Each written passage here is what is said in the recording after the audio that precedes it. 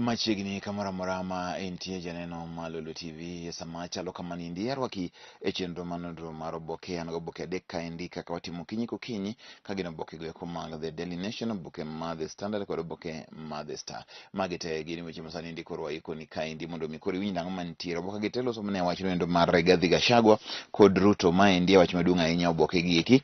Ng'ato koro ochiwe kaka nene mane ler mantiere. Daily Nation wacho kaendi ni Ruto's biggest gamble yet. Mae ohala malal gi yuto masani ko Ruto nogoyo maduong'ie mogik. Maendi wach gima wach kende celebrations, dance and revulsion greet the peak. Just a step away, an astute mobilizer boasting of deep pockets, ruthless on campaign trail, and I died in the whole loyalist Rigathi Gachagua brings to Kenya Kwanza is a brand of hard-nosed politics and Moi era blaster, and perhaps a whiff of scandal. Mane wach mantiere kanyendo en Rigathi Gachagua kajite koro sing'e eler mantiere. Raila under pressure from his Azimio stalwart to announce his running mate at KICC today. Raila kawuono bro lando ni ng'ano bro running mate ni achiel kachiel. Manelera mantiere kaendi. Gachagua my vision as deputy president. Madhira MP Rigathi Gachagua yesterday named the Deputy President William Ruto's running mate in the August 9th poll, promising to deliver Kenyans from economic oppression. In an exercise that the DP said took them 17 hours, the 57-year-old led in a short list of 6 candidates to be a step away from succeeding DP President William Ruto. Deputy President William Ruto. Sani magin weche makuru tonga kanye wachindi nyotimbre achiel kachiel. 5.8 in number, millions of registered voters in 10 counties that constitute Mount Kenya region. Kurang'eny kanyo di. Ka wang'iyo komachielo en Moi era politics that shaped Gachagua Ruto friendship. Moi era magin ji ariyo masani osebedo ka koro ne gintiere e siasa mag Moi. Gite gichalo mbese nikech Gachagua bende en ja 57 years. Ruto be chalo papa ne ja 57 kama 58 kanyo.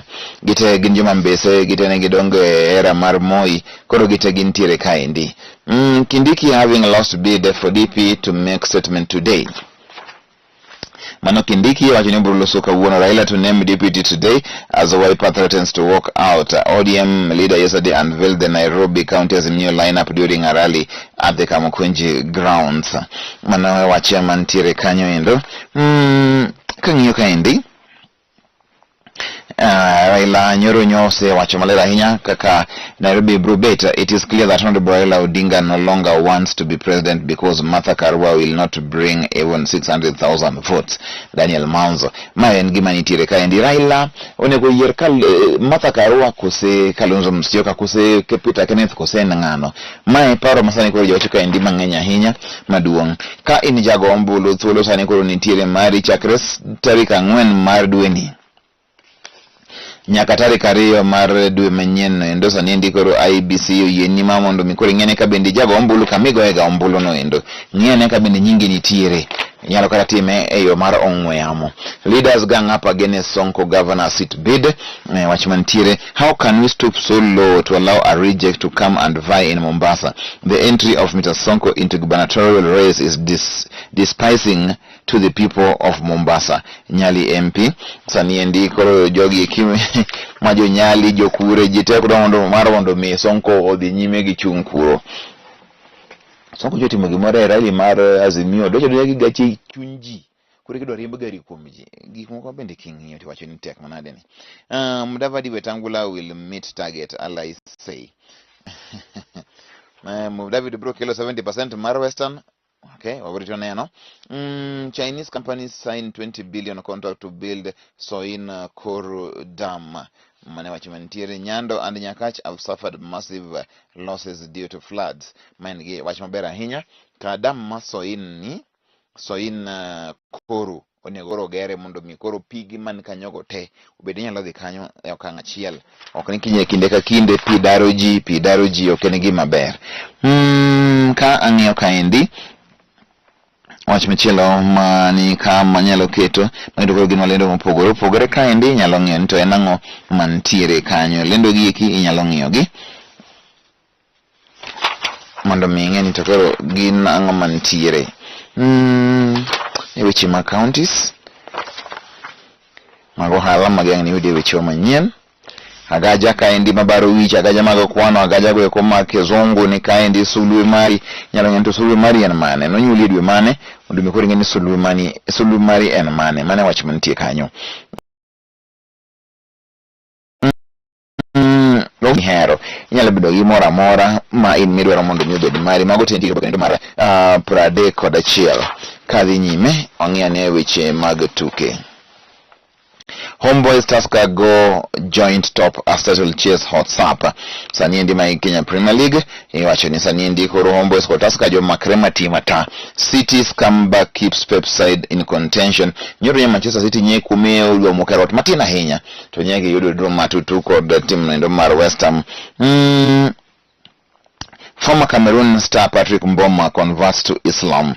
Mind the former Cameroon striker Patrick Mboma has converted to Islam and changed his name to Abdul Jalil Mboma. The two-time winner of the African Cup of Nations proclaimed his faith before a crowd of worshippers in a mosque in his native Douala on Friday. 51-year-old did not reveal his motivation for the switch from Christianity to Islam, but reports say the conversion is linked to his recent union with his Guinean sweetheart Fatuma Binta Muslim. Okay, Patrick Mboma. The story nitire kaindi why Ruto went against MPs to pick Gachagua. Ngalangi yume Ruto korono regard paramanyeji ketu mag jodo bura moka Gachagua. Revealed how Uhuru Raila fixed Kalonzo. Saniko yalangi kaka Uhuru kod Raila ne okawo Kalonzo ma odi e box kamoro.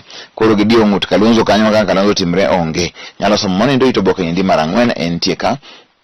Eno ka tipo maduong' mani kani ndi oting'o ji kaendi kaka Igathe Giri, ji nye ntiere kaendi ma ochung' kod Raila. UDA forms campaign teams in 9 regions.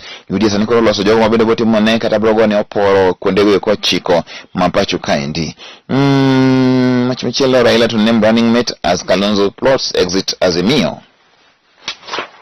Kalonzo to wacho ni kawuono giwuok e Azimio achiel kachiel kaponi ok okawgi kaka running mate. Just like Ruto, Gachagua rose during KANU days. Mane wach minyalo ng'iyo kanyindo. Kamna kaka Ruto bende ne obedo ng'amung'ere mana kaluwore kod bende mago kindego eko mag Moi. Gachagua gini gi jomo timo O level. Ano kano timo O level igni machon. Timo O level kureni. Timo O level chon malich. Gongi jomo somo chon ma 1989 negitiyo. Magi jomo ose nena mabor. Kindiki stays at life in political cold after 2 terms in Senate. Kithure Kindiki. Why Wetangula can rest easy in the Kenya Kwanza power lineup? Wetangula the 5th. Sani ndi koro wacho ni nyalo yoyo mo sani gima thage onge en kaka gino dhino odhi en weta en mano weta en kama entie no endo otholo mna kuoro kanyo maber nikech bet masawa. For the Kenya leader is eyeing speaker's seat in National Assembly. Should Ruto win, the senator will be senior to Mudavadi in pecking order. Mana wachmentiere kanyo endo weta Rito Senate, Rito Speaker ma National Assembly. Mane tich makoro no miye kanyindo kapono ni Ruto obedo ni en ma en president. Mano ler mantiere. Ka ang'iyo kaendi, ang'watan kendo wamedi achiel kachiel. Okaneno kanyindo matang' medi kanyindo achiel kachiel, but kaber mondo mi wang'iyane kaendi oche ni ano wa mind Ferdinando Manyala ilongo ni Hashad Koda poses for photograph with 100 meters African record holder Ferdinand Omanyala. Manyala ni ndi sani ndi odhi ringo ng'wech moro mapek ahinya tarik 30 dwe ni ndi Ostrava e Czech Republic ka gintie kod Johan Blake ma Jamaica kanyo modwa ng'eny to bende koro chiek moromo. Here it is, Liverpool's first FA Cup in 16 years. Manya wachamo wan wadwoko erokamano. Thomas Tuchel Chelsea manager wachuni, we are disappointed and sad of course, but at the same time proud because we left everything that you need. Ngane wachimantiere kanyendo sani ndi koro Liverpool nyocha ko chame maendi FA Cup wansani koro kombe gi wakawa koro wawero mna pari okombe koro kama mmoja ni koro dongi kapo gi UEFA Champions League wawero mna ni pari okombe kwa sababu mara Liverpool odhi sani wawero mna ni pari okombe kaka wawero ga Gor Mahia mano sani kaka wadhi achiel kachiel. Eseche gogo ekoti Oboke Madista 17-hour intrigue that gave regard the DP post mane wachimentiere eseche apar kod abiriyo jogenye timo bura kage niga put gimoro mae mamiyo koro nyochop kum Gachagua kaka ngano ma en jatelo ler mantiere kes machile mantiere masongo kod Waitito sanibro winji. The High Court in Eldoret will on Monday start the hearing of case seeking to stop IEBC from clearing former Governor Mike Sonko and Ferdinand Waitito from vying for elective posts in August 9th general election. Justice Nyakundi had last week issued temporary orders barring the IEBC from clearing the two. Mano wachmanchesa indikoro Waitito kod Sonko inyalo chungi ewechego eko mage chung. Kalonzo wild card that could damage Raila's bid. Mane wachmantie Wiper leaders skipped yesterday's rally in Nairobi's Kamkunji. Mago weche masani ndikoro nitie. Wachima Rigathi Gachagua podo medem nakete kanyo. Inaena Rigathi manyaka nende. Miyo mondo wangia nendo kendo enangoma nitiere. Oboke Madista kaindi. Kanena wachotanga medi. Ana namna kaindi ya koro Diamond Platinums wachuni koro nyeo private jet. Mane mantie. Samawachuni, in June last year Diamond bought 2 Cadillac Escalades estimated to be approximately 32 million each. The vehicles with the 0 mileage cover were delivered to the singers home in Tanzania. The same year Diamond spent 5.2 million to buy a new chain bearing his nickname Simba, complete with a dependent depicting the head of a lion. Diamond took it to his Instagram page to flaunt the chain. Pesa nitie kuom Diamond sani endi. Gimomo ne nyondege mare wacho sani en gi wuodhe mang'eny ahinya dwaro mondo perform kacha. Chuni koro nyaka nyiew mana ndege. Pesa ber. Cadillac. Kinyiew Cadillac kachiel kene 32 million. Cadillac gana gari me yang yodo ni nitiere oko ka. Cadillac chalo kaka Jaguar gere. V6 makiyudo to ing'eni ng'ane ndo ng'ama pek. Koro Diamond koro nigi pesa ne odwaro mondo mi kode kaka onyalo.